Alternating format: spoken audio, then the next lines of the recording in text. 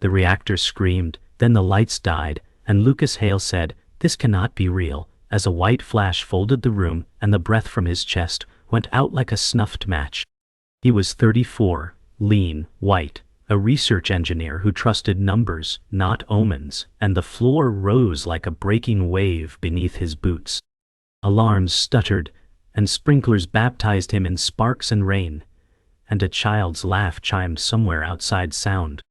The voice said, "Prophet, wake," with the tenderness of a bedtime story spoken through thunder. A small hand of light pressed the center of his sternum, and gravity returned like a dropped elevator. Lucas gasped and rolled, coughing metal and ozone, and said, "Who are you?" to a ceiling painted with red strobe. The woundless burn of a gold spiral glowed on his palm, faint as a moth, insistent as a drum. He clutched that hand like contraband and whispered, "I do not believe." And the laugh answered, "Listen." Lucas felt the floor tilt between the map of his life and the country of awe. He knelt, then stood, slick with water, and said, "If there is a God, prove it in daylight." But the room only breathed. The laugh softened, the spiral dimmed, and he knew he would never again be only the man he had been 15 seconds before. The ambulance bucked through rain, and Lucas Hale said, "I saw nothing and someone," while a paramedic checked his pulse and the siren braided itself with thunder. He was 34, lean, white, soaked in lab water and fear, and his left hand hid a faint gold spiral that felt warm as a secret coin. The male paramedic said, "Stay with me," in a steady baritone, and the female driver yelled, "Vitals," over a pothole that made the ceiling jump. Lucas stared at the ceiling light and said, "Who are you?" to the voice now humming like a lullaby behind his ribs. The laugh answered from the quiet place, "Listen," and it rolled through him like a tide that knew his name. He tried to rationalize the burn as a contact arc or a dream artifact, and the thought snapped in half as the spiral pulsed like a small sun. He said, "If you are real, do not be cruel," and the siren dopplered past a sleeping block of windows. The driver said, "Almost there," and he read the panel clock as if it might confess a miracle in digits. The laugh dimmed to a hush, the warmth faded, and he whispered, "Do not leave," because awe had arrived wearing the face of loss. The medic squeezed his shoulder, human and present, and said, "You're okay," which was not true but was a kind of sure. At dawn the apartment smelled of toast and wet wool, and Nora Hale said, "Stop leading me in circles and tell me the truth," as she pressed a mug of black tea into Lucas' shaking hands. He was 34, lean, white, and his hoodie stuck to his skin where the sprinklers had baptized him in doubt. Nora was 28, freckled white, hair in a sloppy bun, and her eyes kept trying to be brave for both of them. Lucas stared at the window where rain unstitched the sunrise and said, "If I tell you I stopped being who I was." Nora said, "Maybe that is the point," and she tucked a blanket around his shoulders the way she had when they were kids and storms got loud. The laugh moved inside his chest again, light and small, and it said, "Listen," as if the word itself could be a bridge. He opened his left hand and showed the faint gold spiral glowing like a secret caught napping. Nora flinched, then leaned closer and said, "Does it hurt?" And he answered, "Only when I pretend it is nothing." He said, "I do not want to be anyone's sign." And Nora answered, "Then be my brother who tells me when he is afraid." The kettle clicked off, the clock ticked, and the city exhaled, and Lucas realized he was already crossing a river he had sworn did not exist. In the glass-walled debrief room, Dr. Clara Vogel said, "Hallucinations accompany acute stress," while her tablet drew a neat cage around the chaos of last night. She was 45, white, German, clipped hair, navy suit, and a stare that made guesses feel like unpaid bills. Lucas Hale, 34, white, sat with his damp hoodie and said, "I agree, except there is a mark I cannot explain." Clara said, "Electrical burns can mimic symbols," and her voice kept trying to be kind without losing its edge. He opened his left hand, and the faint gold spiral pulsed once like a heartbeat under glass. Clara's eyebrows lifted by a millimeter, and she said, "Photograph it," as if naming it might anchor the room back to reason. Lucas said, "A child's voice called me prophet, and winced at the word as if it had sharp corners. Clara said, "Your brain protects you with narrative when data fails," and the air conditioner sighed like a tired referee. He replied, "I have spent my life loving data," and the room watched him like an aquarium watches a fish that may learn to breathe air. He added, "If this is nothing, I will be grateful," and the spiral dimmed, obedient and patient, like a dog at a closed door. On the evening bus, a toddler tugged his sleeve and said, "You are shiny," and the weary mother said, "I am sorry," while Lucas Hale tried to hide his left hand in his jacket. He was 34, white, and he had not yet learned how to carry quiet wonders in public. The boy, maybe 3, white, wore dinosaur pajamas under a raincoat and stared with the solemnity of an astronomer. Lucas laughed despite himself and said, "I do not think I am," and the child frowned like a tiny judge about to deliver a ruling. The boy whispered, "She says you are," and Lucas felt the laugh in his chest ripple like a bell tapped with a finger. The mother said, "He talks to imaginary friends," and Lucas answered, "Mine are getting less imaginary by the hour." A row of commuters pretended not to listen while their eyes learned new hobbies in reflective windows. Lucas opened his palm just enough to see the faint gold spiral glow, and then fade like a secret breath. He said, "If you are real, be gentle, not to the boy, not to the bus, but to the thing that had moved into his life without knocking." The driver braked, the cabin rocked, and the child giggled, which made the whole bus exhale as if someone had opened a door to weather. The community hall smelled like old varnish and sun, and folding chairs scraped the floor like restless birds. Elder Sierra said, "You came because numbers lost their grip," and her voice held weathered kindness. Lucas Hale said, "I came because a laugh woke me from nothing," and his palm prickled under his sleeve. She was 62, black, linen wrapped, posture easy and unafraid. He was 34, white, lean, frayed at the edges, and he sat on the aisle as if he might bolt. Sarah said, "If a voice calls you, learn its grammar before you speak for it." He said, "I do not want to speak for anyone," and the room hummed with fan noise. She smiled and said, "Then begin by listening to the smallest ache." He looked at the exit sign and said, "I am afraid of pretending," and the fear tasted metallic. Sarah said, "Pretending corrodes, listening repairs." He opened his hand just enough to see the faint gold spiral glow and recede. A woman in the back whispered, and the whisper sounded like rain on a tin roof. Lucas said, "If there is a lesson, please make it ordinary," and Sarah nodded as if that were holy.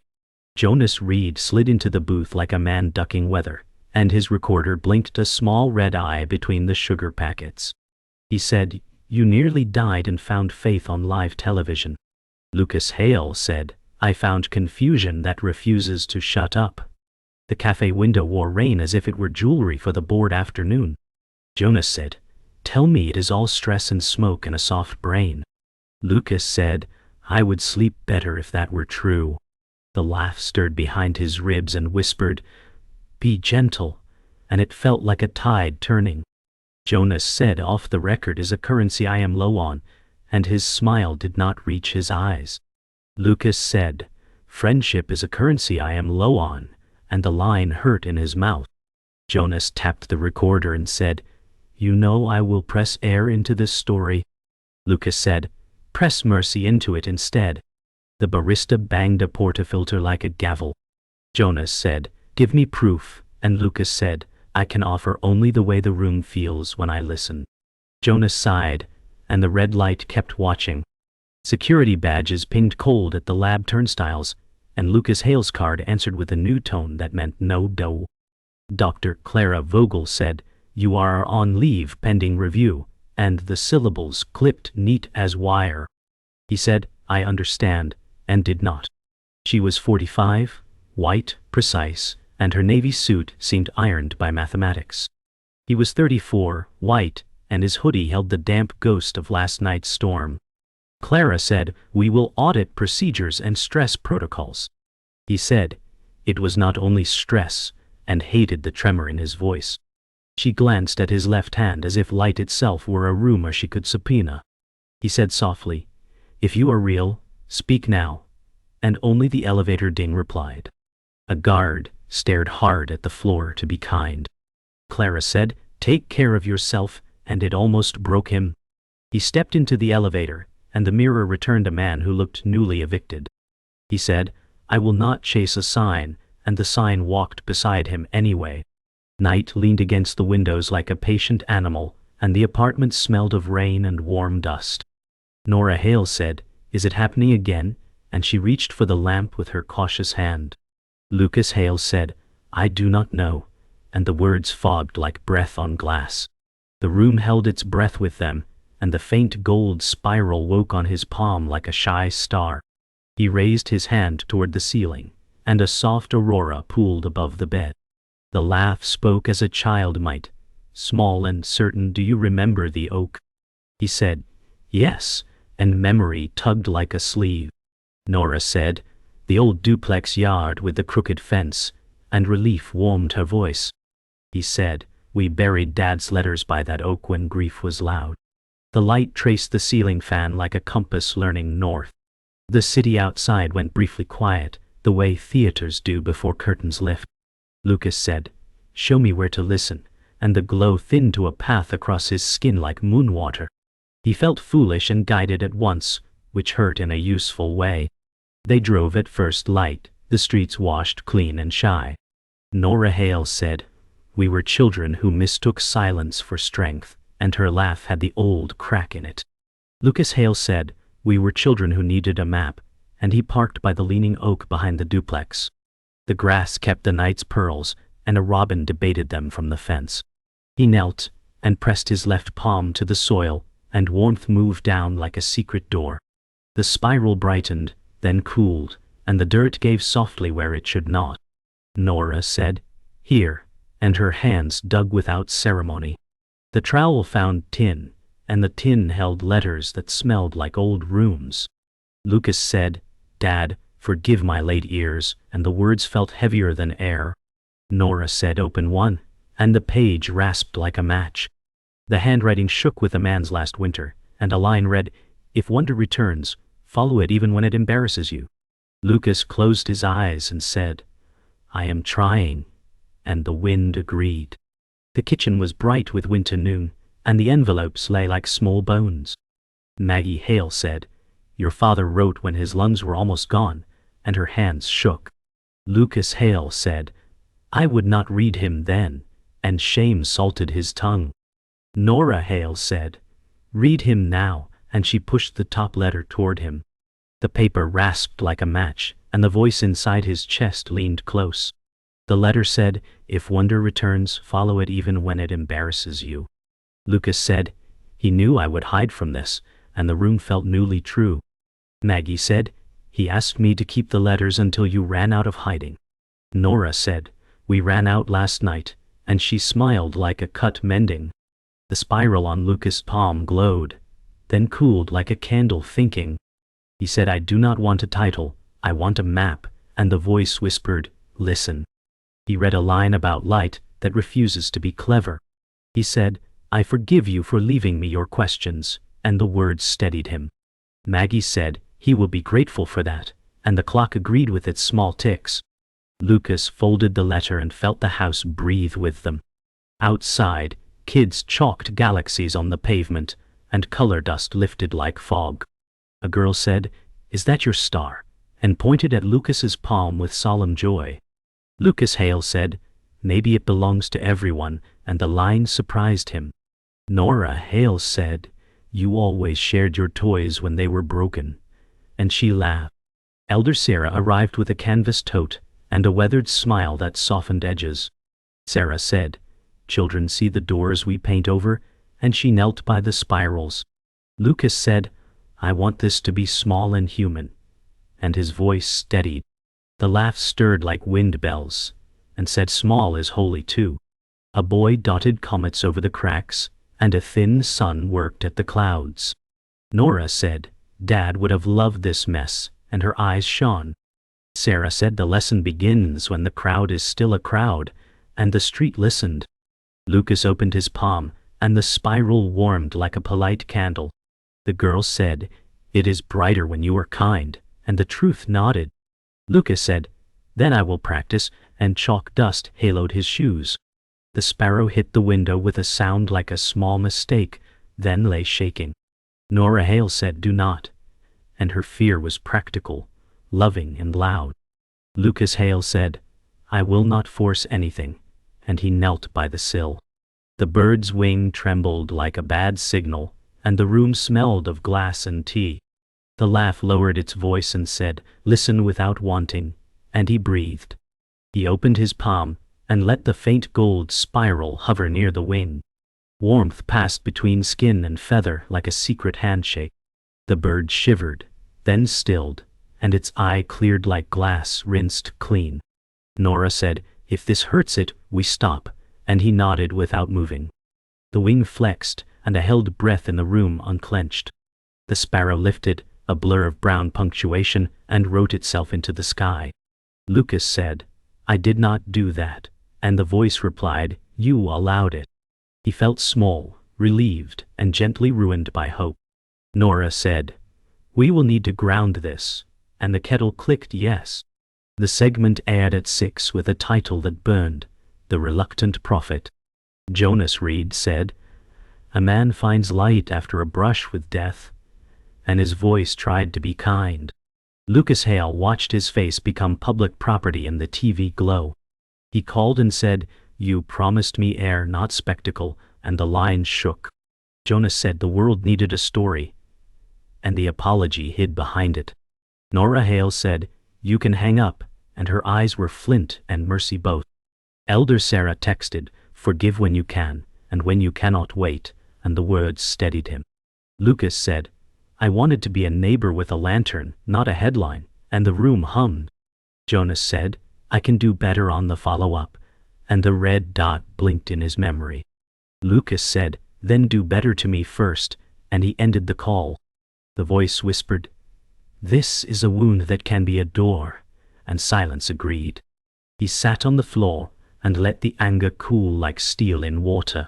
He said, "I will not let hurt write the next paragraph," and he meant it. By noon the lab gates thrummed with voices and cardboard absolutes.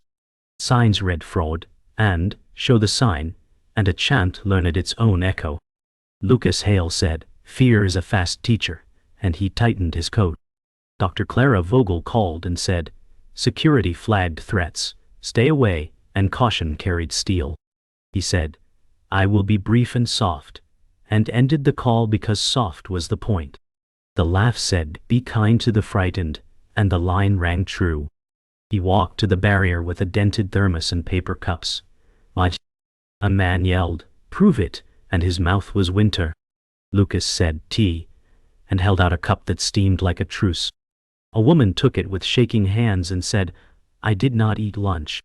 He said, "Neither did I," and the crowd forgot one beat of anger. Nora Hale said, "We have more cups," and she passed them like small blankets. The chant thinned and drifted, and the spiral on his palm stayed dim on purpose. Lucas said, "We can argue after we warm up," and the day took a deeper breath. The afternoon leaned heavy with dust when Maggie Hale said, "Your father met Elder Sarah before he died," and her voice was a mix of confession and relief. Lucas Hale said, "You knew?" And the air between them thinned. Sarah, seated across from him, nodded slowly. "He asked me to watch for the doors in you," she said, and the words landed like both blessing and burden. Lucas said, "He believed before I did," and the faint gold spiral on his palm warmed without his asking. The laugh inside him whispered, "He believed in you," and the truth lodged deeper than breath. Maggie's hands twisted a dish towel until it looked like rope. Nora Hale stood in the doorway, watching the exchange as if it might change the shape of her own grief. Lucas said, "You kept this from me," and Sarah answered, "Until you could hear it without running." The ticking clock felt louder, marking a conversation 15 years overdue. He looked at the letters on the table, then at the spiral, and said, "I am listening now." They stood at the base of the leaning oak, soil dark with last night's rain. Lucas Hale said, I wanted to be proof against pain, his voice caught between apology and prayer. Elder Sarah placed her hand on his shoulder and said, You became proof of something else. He knelt, pressing his glowing palm into the earth, and the spiral brightened, sending warmth into the soil, as if waking something sleeping. Nora Hale stood close, watching the ground as though it might open. The laugh said, Roots remember, and the wind agreed in the branches. Lucas whispered, I am not ready to lead. And Sarah answered, Readiness is a myth. Faith is the work. The damp air clung to his skin, smelling of leaves and tin. Somewhere beneath, water trickled like a secret passed along. He pulled his hand back, and the spiral dimmed but left the earth steaming faintly. He looked up at the crooked branches and felt the tilt of his life turn again. Jonas Reed came to the apartment, uninvited, shoulders bent as if under bad weather. He said, They gave me a bonus for your pain, and I spent it on silence I can't afford. Lucas Hale, startled, said, Then pay me in truth. Jonas held up his recorder, thumb hovering. Off? Lucas asked. Jonas clicked it dead. The laugh in Lucas's chest whispered, This is your altar, broken friendship, mended truth. Jonas said, I wanted to win, not hurt you. Lucas answered, Winning without mercy isn't winning. The tension between them loosened just enough for air. Outside, traffic hummed like distant surf. Jonas said, If you want me gone, say it. Lucas said, Stay until you've told it all. And for the first time since the broadcast, Jonas looked him in the eye without flinching. That night the laugh resolved into words, My name is Lumen. Lucas Hale, lying in the dark, said, Are you an angel or a glitch? The voice replied, Names are tools, not cages. He turned on his side, the spiral glowing dimly against the pillow. He said, What do you want from me? And Lumen said, For you to listen as if you're not the center of the story. His chest felt tight in the way it does before tears, and he let them come, silent and unhurried. Outside, the city murmured its neon lullaby. Nora Hale stirred in the next room, unaware of the conversation, threading through her brother's night. Lucas said, Listening feels like standing on a cliff, and Lumen said, Then feel the wind. Elder Sarah took Lucas Hale to the hospice wing, where the air smelled of lavender and quiet. Ruxana, a woman in her 60s with a wool shawl, said, Don't promise me a miracle, promise me company. Lucas said, Company I can keep. He sat beside her, his palm dim but warm, holding her hand. Lumen whispered, This is what light does when it stops trying to be lightning. Ruxana said, Tell me something ordinary, and Lucas talked about the robin at the oak and the smell of wet tin. Her laugh was thin, but real. A nurse passed by with the softness of someone carrying sleep. Lucas said, I am glad I came, and she said, So am I. The spiral pulsed once, not for show but for them. The river swelled under a sky that refused to stop raining. Nora Hale said, The basement's filling, and her voice carried urgency over the sirens. Lucas Hale stood in the stairwell, water lapping at his ankles, the cold sharp as broken glass. He said, Lumen, help me see, and the spiral on his palm flared like a compass finding north. In the dim shapes formed, furniture, debris, and a human silhouette behind the storage door. He moved without thinking, heart pounding like a second siren. Nora said, Lucas, but he was already shoulder deep in the black water, forcing the door latch. The voice said, You're closer than you think, and he grabbed an arm, pulling the weight toward the stairs. The man coughed river water, blinking in shock. Lucas said, We've got you, and the gold light on his palm pulsed, guiding their way back. The door gave way with a groan, and Lucas Hale braced under the old man's weight. Lean on me, he said, water swirling at their waists. Lumen hummed in his mind, a melody that pushed back the cold. Outside, neighbors locked arms, forming a human chain in the street. Elder Sarah shouted, Pass him! And the rhythm of movement replaced panic. Lucas handed the man to waiting hands, each grip firm and quick. Nora was next, gripping Lucas's arm as he staggered out into the rain. The gold spiral dimmed as they reached dry ground, replaced by the rush of shouts and rain pounding the asphalt. The rescued man whispered, "Thank you," but Lucas shook his head. "It's all of us," he said, watching the chain hold steady against the current. Hours later, wrapped in a quilt, Lucas Hale sat near the radiator, steam rising from his clothes. He said, "I don't want to be a symbol," teeth chattering. Nora Hale tucked the quilt tighter and said, "Be a person who listens. If they call it a symbol, that's on them." Lumen's voice laughed gently. "Quilts are symbols that warm you," and the absurdity broke the tension. Lucas chuckled, leaning back, watching the steam curl from his sleeves. Outside, the rain eased, leaving the sound of drains swallowing the night. Nora poured him tea, the cup warm in his hands. He said, "I'm tired of being watched," and she answered, "Then close the curtains, not the door." The gold spiral pulsed faintly, less an announcement, more a heartbeat. The threats came next, letters thick with spite, emails sharper than nails. Lucas Hale scrolled, jaw set, until Dr. Clara Vogel's text appeared. "I regret how I handled you." He read it 5 times before typing. "So do I."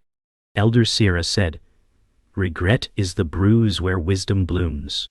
Lucas stared at the gold spiral and asked Lumen, "What do I do with a world that wants proof more than help?" Lumen replied, "Give help, proof will eavesdrop." He placed the letters in a box and slid it under the bed. Nora entered with 2 mugs and said, "It's still your life. Choose where to spend it." The spiral dimmed, and the choice felt a little less impossible. Jonas Reed's follow-up aired without theatrics. He said on camera, "I chased spectacle and found service." Lucas Hale watched in the soft glow of the TV, mug cradled between his palms. Outside, the street was quiet for the first time in days. Nora Hale said, "It's better this way," and he nodded. The footage showed neighbors forming the flood chain, steam rising from shared breath in the cold. Elder Sierra's voiceover said, "Light multiplies when passed hand to hand." Lucas smiled, the spiral warm against his mug. "Thank you," he whispered, and meant it for more than Jonas. The screen faded to black, leaving the room lit only by the street lamp's gold spill. Lumen's voice was quiet now, almost like his own thoughts. The hall was crowded with faces, some curious, some skeptical, some braced for an argument. Lucas Hale stepped to the microphone and said, "I am not here to convince, I am here to listen." A man in the back shouted, "Then listen to reason." The room stirred, but Lucas stood steady. Lumen's voice hummed in his chest, "Reason is welcome."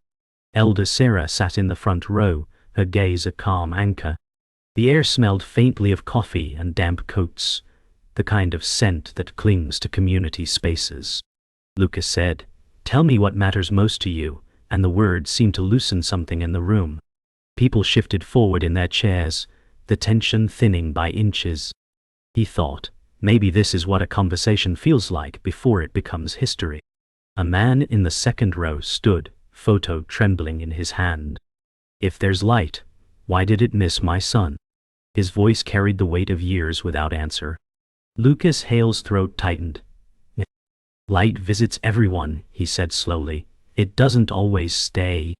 The man's eyes shone, not with agreement, but with the relief of being seen. Elder Sierra's gaze on Lucas was steady, holding him in place. Lumen whispered, "Say the true thing, even if it doesn't fix the ache." Lucas said, "Your loss matters here." The father nodded once, shoulders loosening just enough to breathe. The hall was so quiet, it felt like the walls themselves were listening. At the back of the hall, Dr. Clara Vogel stood apart, her certainty folded away. When the crowd thinned, she stepped forward. "I was afraid of what your story would do to our work," she said. Lucas Hale met her eyes. "Our work taught me to measure. My life taught me to wonder." They both smiled, not as friends, not yet, but as people who'd found a common language. Clara said, "Maybe the lab can hold both." Lucas nodded. Maybe it must. The doorway behind her let in a slice of evening light, and it felt like the right size for a beginning. The lights cut out mid-cleanup, and the room fell into darkness broken only by the glow of phone screens. A child cried somewhere in the middle rows. Lucas Hale's body moved before thought. He raised his palm, and the spiral bloomed into soft gold light. The glow pooled across faces, pulling the room gently back into shape. Someone whispered, "Oh," with the kind of awe that didn't need proof or doctrine. Lumen's presence hummed, not speaking, just being. The tension ebbed into quiet gratitude, the kind that feels like breathing after holding it too long. "This is not a trick," Lucas Hale said into the hush, "but it is a gift." Lumen giggled softly. "Gifts become tricks when we hoard them." He laughed, and the room joined him. The child stopped crying, leaning into a parent's shoulder. For a breath, the hall felt like a place without edges, every person under the same unbranded sky. The glow faded, but the warmth lingered, as if the light had decided to stay in them instead. Lucas lowered his hand, feeling more a part of the crowd than apart from it. The river path was quiet except for the slosh of puddles underfoot. Jonas Reed walked beside Lucas Hale, collar turned up against the cold. "You could lead a movement," Jonas said, his tone somewhere between challenge and invitation. Lucas shook his head. "Movements move. I'll walk." Lumen's voice hummed in rhythm with his steps, left, right, left, like a child skipping rhyme. Mist rose from the water, curling around lampposts. Lucas' hands were in his pockets, the gold spiral dim and resting. Jonas said, "You know people are following you anyway." Lucas replied, "Then I hope they notice the path, not my shoes." The sun broke through a lattice of clouds just enough to paint their faces. Jonas said nothing, but his smile suggested he understood more than he'd admit. Maggie Hale folded the last letter back into its torn envelope. "He asked you to forgive him for dying," she said, her voice steady but raw. Lucas Hale nodded. "I forgive him for leaving too much of himself in me." Nora Hale, sitting cross-legged on the floor, laughed softly through tears. "That's the part we like." Lumen's voice hummed a lullaby none of them remembered learning, wrapping the room in something older than grief. Maggie placed the envelope on the table, as if returning it to its own time. Lucas looked at both women, thinking how strange it was that forgiveness could feel like a gift you kept unwrapping. Elder Sarah stood in the doorway of the community pantry, boxes stacked behind her. "A prophet without a book is just a neighbor with an extra lantern," she said. Lucas Hale grinned. "Good, I have wrists for lantern carrying." She chuckled. "Then your gospel is errands." Volunteers bustled past with bags of rice and canned goods, their laughter rising above the rustle of paper sacks. Lumen clapped invisibly, the sound like tiny cymbals. Lucas said, "This feels more real than any stage," and Sarah replied, "That's because it is." On the anniversary of the lab accident, Lucas Hale stood outside the rebuilt facility. "Thank you for breaking me open," he said quietly. Dr. Clara Vogel, beside him, held her hard hat in both hands. "Thank you for letting me be wrong," she answered. Lumen whispered, "Thank you for listening." Wind tugged at their jackets, carrying their words down the street like prayer kites with no strings. Lucas looked up at the new glass facade, seeing both the place it was and the place it had been. Clara said, "Shall we go in?" He shook his head. "Not yet." The rooftop was scattered with mismatched chairs and the smell of tea leaves. Mina poured into chipped mugs while Jonas sketched headlines he might never use. Elder Sarah watched swifts trace patterns across the evening sky. Maggie Hale knitted, her hands moving with the rhythm of memory. Lucas Hale sat in the center, hoodie sleeves pushed up, the spiral dimly glowing. "I'm listening," he said into the dusk. Lumen, delighted, said nothing at all, and the silence was the loudest yes he'd ever heard. The city hummed below, unaware it had just become part of a prayer.